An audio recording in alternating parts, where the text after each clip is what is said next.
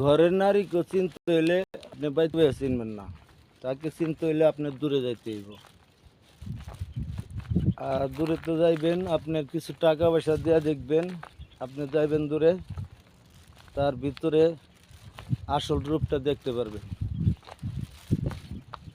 সে কোন ধরনের লোক আর কিভাবে চলে সব কিছু আস্তে আস্তে মনে করেন জানতে পারবেন।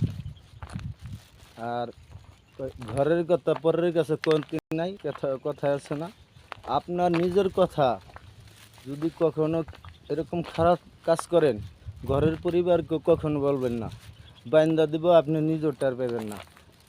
মহিলাটা মানুষ নিজের স্বার্থ ছাড়া কিছু বোঝে না। 10-এর মধ্যে 9% মহিলা স্বার্থপর বেশিরভাগ। একটা পুরুষ মানুষ হলে লাখ লাখ টাকা কামায়, কিন্তু একটা পুরুষ মানুষ সংসার ভাঙে না, কিন্তু একটা মহিলা সংসার ভাঙতে তার দ্বিধা করে না, এরকম একটা রূপ দেখায় মানুষের, মহিলা মেশে, এটাই মূল কথা।